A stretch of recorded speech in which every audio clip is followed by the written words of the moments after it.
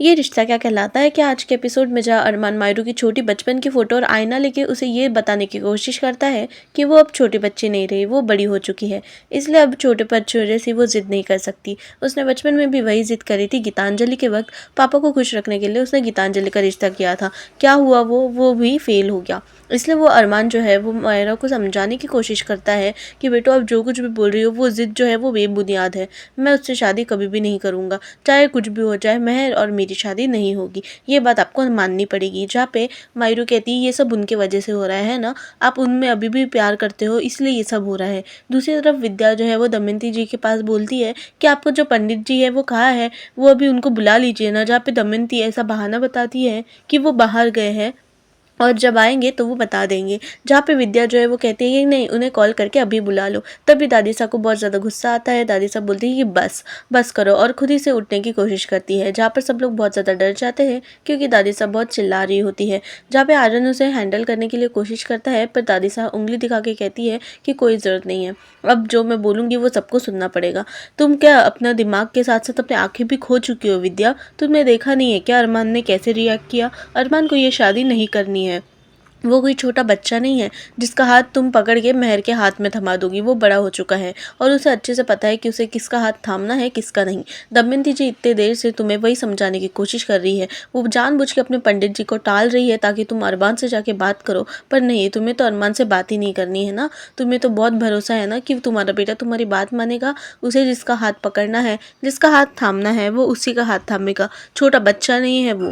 ये सारी बातें जो हाथ थामने की होती है दादी साहब अभीरा की तरफ देखकर कहती है। दूसरी तरफ मायरा जो है वो अभी भी छोटे बच्चों जैसी तंग कर रही होती है, जिद कर रही होती है बेफालतू की, पापा मुझे आपको खुश देखना है, मैं आपको और लोनली नहीं देख सकती। मेहर आंटी कितनी अच्छी है और आपकी दोस्त भी है, आप उनके साथ फॉरएवर खुश रहोगे और मैं मेरी बिल्ली फैमिली को खुश देखना चाहती हूँ। जहाँ पे अरमान कहता है कि ये खुशी नहीं है बेटू, और ये फैसला जो है तुमने लिया है ये जिद को मैं कभी भी पूरी नहीं कर सकता क्योंकि मैं उनसे प्यार बिल्कुल नहीं करता और प्यार वगैरह कोई बच्चों का खेल नहीं है। जहाँ पर मायरो कहती है कि प्यार ही है ना, आप उनसे अभी भी प्यार करते हो इसीलिए आप उनको दुखी नहीं देखना चाहते, इसलिए जब से वो वापस आई है तब से आप ये कर रहे हैं। वो फिर से हमें छोड़ के चली जाएगी तब आप क्या करोगे? जहाँ पे अरमान कहता है कि शट अप मायरू, तुम ऐसे बात नहीं कर सकती उनके बारे में, कुछ भी हो जाए वो तुमसे बड़ी है। पर तब भी मायरू जो है वो कहती है कि आपने पापा मुझसे आज तक कभी ऊंची आवाज़ में बात नहीं की, कभी मेरे कोई भी जो भी मैंने मांगा है मुझे हमेशा मिला है, कोई बात के लिए आपने नहीं बोला। पर जब बात उनकी आती है तब आप हमेशा नहीं बोल देते हो।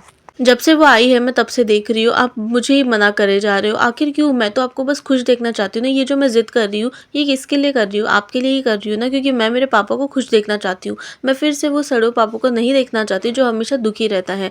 वो फिर से आ गई है, वो फिर से हमारी ज़िंदगी में ऐसी आई है कि जाने का नाम ही नहीं ले रही। जब से वो हमारी ज़िंदगी में आई है तब से हम बस फाइट ही कर रहे हैं और आपको मेरी शर्त जो है वो माननी ही पड़ेगी। प्लीज़ पापा, मैं आपको खुश देखना चाहती हूँ। मेहर आंटी को आप इतने सालों से जानते हो, प्लीज़, वरना मैं अकेली पड़ जाऊँगी। आपको मेरी शर्त माननी होगी। जहाँ पे अरमान को वो कहती है कि प्लीज़ अगर आप नहीं बोल रहे हो तो प्लीज़ मुझे समझाओ कि आप नहीं क्यों बोल रहे हो। जहाँ अरमान कहता है कि बेटा मेरे नहीं बोलने के कारण बहुत सारे हैं, एक कारण ही नहीं है। मेरा शादी के ऊपर से, प्यार के ऊपर से भरोसा जो है वो उतर चुका है, अब मुझे भरोसा बिल्कुल नहीं है। जहाँ पे अरमान कहता है तो अब मायरू कहती है कि ये सब उनकी वजह से हुआ है क्योंकि आप फिर से उनसे प्यार करने लग गए हो, है ना।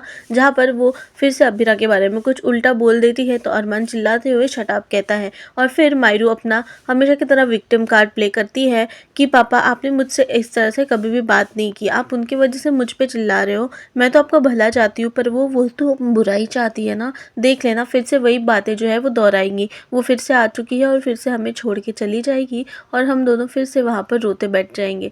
अरमान कहता है कि तुम बड़ी हो गई हो, इसका मतलब ये नहीं है कि तुम हमारा रिश्ता भूल जाओ, मैं अभी भी तुम्हारा बाप हूँ। ये याद रखना कि हम दोनों ने हमेशा फ्रेंड्स वाला रिश्ता रखा था क्योंकि वो मैंने रखा था, पर तुम असली रिश्ते को भूलो मत कि तुम बेटी हो और मैं बाप हूँ और बाप का हक बनता है जब भी बेटी गलती करे तो उसे डांट सुनाने का। तो मैं वही तुम्हें डांट रहा हूँ। जहाँ पे मायरू कहती है कि नहीं पापा आप बदल गए हो, आप ये सब सिर्फ उसी के लिए कर रहे हो, आप उनसे प्यार करने लग गए हो और इसलिए आप ये शादी के लिए मनाही कर रहे हो। तो ठीक है, अगर आपको शादी नहीं करनी है तो आपको मुझे भी खोना पड़ेगा। जहाँ पे अरमान कहता है कि ऐसी कोई बात नहीं है, और वहाँ पे मायरू बिना सुने वहाँ पे भाग जाती है और उसकी टक्कर हो जाती है अबीरा से। अबीरा से टक्कर होने के बाद वो उसे बोलने वाली रहती है कुछ, पर वो अरमान की तरफ देखती है और वहाँ से जल्दी से भाग जाती है कि मैं भी यहाँ पर नहीं रहूँगी करके।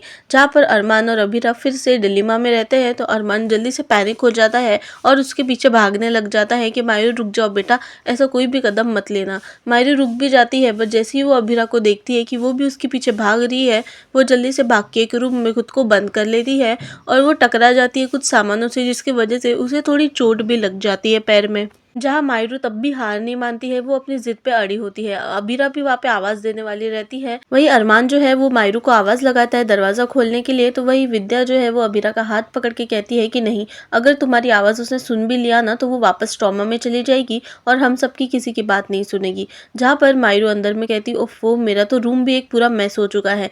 जहाँ पे विद्या जो है वो बाहर जाकर अरमान से कहती है कि प्लीज बेटा उसकी बात मान लेना, तुझे पता है वो ट्रॉमा में है, अगर अबीरा की वजह से वो फिर से अगर वैसे ट्रॉमा में चली गई तो उसे वापस ला पाना बहुत ज़्यादा मुश्किल हो जाएगा। तुम्हें तो पता है कि हमने पिछले बार ही कितने मुश्किल से उसे वापस लाया था, अब फिर से ये अबीरा आ गई है और हमारी मायरू जो है वो ट्रॉमा में चली गई है। अगर ऐसा कुछ हुआ ना मायरू, तो हमसे हमेशा के लिए वो दूर हो जाएगी। क्या तू यही चाहता है कि वो हमेशा के लिए दूर हो जाए? जहाँ पर अब अरमान कहता है और माधव जी कहते हैं कि तुम दोनों क्या शांत रह सकते हो? आखिर तुम क्या बोलने की कोशिश कर रहे हो? मायरा की जिद जो है वो बेबुनियाद है, ऐसा नहीं हो सकता। नीचे में जो है वो आवाज़ें आ रही होती है और दमयंती जी को ये सब बिल्कुल अच्छा नहीं लगता कि ये कैसा परिवार है। अब दमयंती जी की जगह कोई और भी होता तो भी वो यही सोचता कि ये कैसे घर आने में मैं मेरी बेटी दे रही हूँ। वो नकुल को बोलती है कि अभी भी टाइम है, देख लो, ऐसे परिवार में तुम्हें तुम्हारी बेटी को देना है जहाँ पे ये सब हो रहा है। वहीं पर अचानक से दादिसा कहती है कि डीजे वाला गाया, डीजे वाला रिमोट कहाँ है, डीजे को बोलो डीजे बजाए करके। जहाँ पर क्रिश कहता है कि इतना सारा तमाशा हो रहा था तो डीजे वाला भी भाग गया, तो वहाँ पर दादिसा खुद ही जाती है और टीवी का रिमोट लेकर उसका वॉल्यूम फुल कर देती है। क्रिश मेहर के पास जाके कहता है कि वाह, आपका तो प्लान जो है ये पूरा फेल होने वाला है, देख लेना। अबीरा के होते हुए अरमान भैया इस शादी के लिए कभी भी हाँ नहीं बोलेंगे। आपने तो खुद ही के हाथ से खुद के पैर पे कुल्हाड़ी मार ली है। जहाँ पर वो आवाज़ जो है वो इतना ज़्यादा तेज़ कर देती है दादिसा कि सबके कान बजने लग जाते हैं, सबके कान में दर्द होना शुरू हो जाता है। दादिसा के अकॉर्डिंग वो कैसे भी ये सब कवर करने की कोशिश कर रही है। दूसरी तरफ विद्या जो है वो मायरा के ट्रॉमा के बारे में इतना कुछ बोलती है जिसकी वजह से अरमान जो है वो सोच में पड़ जाता है कि अगर उसने ना बोला तो कहीं वो फिर से ना उस ट्रॉमा में चले जाए। जहाँ पे विद्या कैसे ना कैसे करके अबीरा को ताने दे रही होती है कि ये सब तुम्हारे वजह से हुआ है, कि अगर तुम वापस ज़िंदगी में नहीं आती तो ये सब होता ही नहीं। और मेहर भी अच्छी लड़की है बेटा, तुम मुझसे 8 साल से जानते हो, तुम्हारे बिजनेस पार्टनर रह चुकी है, तो 8 साल से तुम उसे जानते हो, तो तुम किसी अनजान से शादी नहीं कर रहे।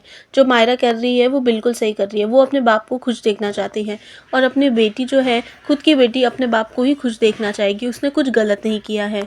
जहाँ अरमान को वो सारी बातें याद आती है और वो जल्दी से दरवाजे के पास जाता है और पैर से दया की तरह दरवाज़ा तोड़ देता है। वो जब रूम में आता है तो उसे कलर पेंट्स वगैरह दिखते हैं, जिसे देखकर सब लोग शॉक हो जाते हैं। कहीं अबीरा और वो भी सोचते हैं कि मायरू को चोट तो नहीं लगी, पर मायरू सही सलामत होती है। पर तब भी वो एक बार चेक कर लेता है और चेक करने के बाद उसे जल्दी से गले भी लगा लेता है।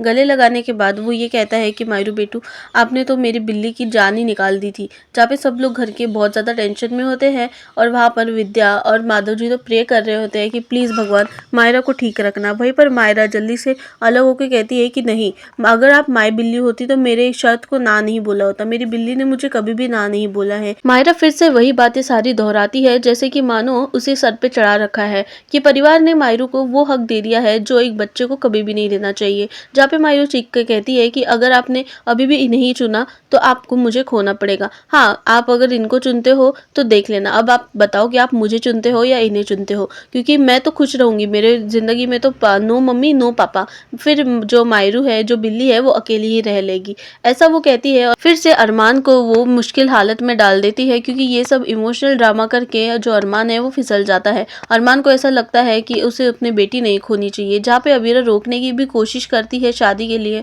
पर वो किस हक से रोकेगी। वो खुद को संभालते हुए कहती है कि नहीं, मैं कुछ नहीं बोलूँगी। नीचे सबका हाल बेहाल हो रहा होता है, म्यूज़िक का आवाज़ इतना ऊंचा होता है, सबके तो सर फटने लग जाते हैं, पर तब भी मासा जो है वो आवाज़ कम करने का नाम नहीं लेती। जहाँ पर दूसरी तरफ मासा सोच रही होती है कि पता नहीं अरमान जो है वो ये सबसे कोप अप कैसे कर पाएगा। उसी वक्त मायरू आ जाती है वहाँ पे और मायरू के साथ साथ एक एक करके सभी आ जाते हैं। और अरमान जो है वो अबीरा की तरफ देखकर कहता है कि मैं इस शादी के लिए तैयार हूँ, मैं ये शादी करूँगा। जिसे सुनकर सब लोग बहुत ज़्यादा शॉक हो जाते हैं। सबसे खुश जो है वो विद्या ही होती है। ऑफ कोर्स उसे महर चाहिए होती है, क्योंकि अबीरा का चैप्टर उसकी ज़िंदगी में हमेशा के लिए क्लोज हो जाएगा करके।